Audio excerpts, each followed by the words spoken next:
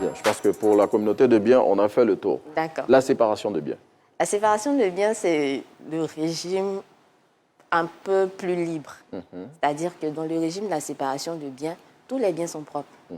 On ne demande pas l'avis à l'autre époux parce que dans la communauté, avant de faire ce qu'on va appeler un acte de disposition, on doit obtenir l'accord de l'autre époux.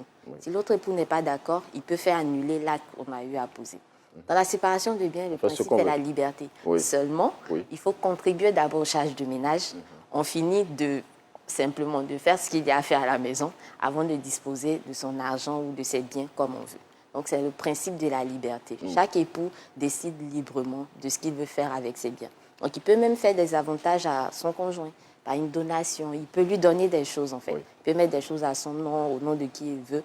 On ne va pas venir réduire ce qu'il aura fait. Bon, dans nos conceptions africaines, c'est un peu compliqué d'admettre la communauté de la séparation de biens. Exactement. Quand on dit que deux personnes se marient sous le régime de la séparation de biens, on dit non, là, c'est un scandale. Là. On a tendance à confondre communauté de vie et communauté, disons, communauté de vie, communauté d'intérêt pécuniaire et puis séparation d'intérêt pécuniaire. Donc la communauté de vie n'implique pas forcément une communauté d'intérêt pécuniaire ou bien une communauté de biens. Parce que même quand on est dans la séparation de biens, on peut avoir des biens ensemble. Et le régime qui va s'appliquer, ce sera l'indivision.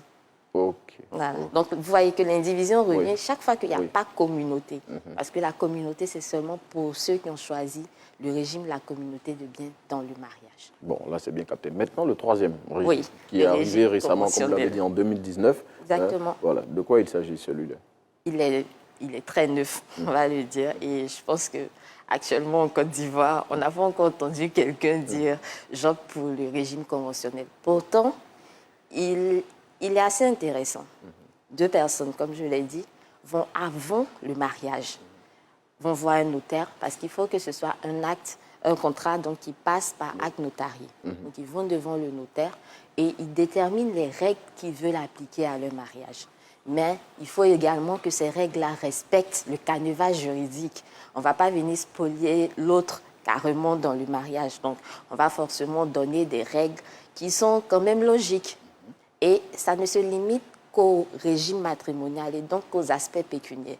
Donc, on ne va pas aller faire un contrat de mariage qui va dire que nous, on aura 2 enfants. On va décider des causes de notre divorce. On va décider de qui peut venir nous rendre visite à la maison. Non, non, ce genre de règles-là ne passe pas. Donc, c'est un contrat qui va déterminer les règles applicables seulement à notre patrimoine, donc au patrimoine du couple. On peut décider qu'il y ait des biens communautaires.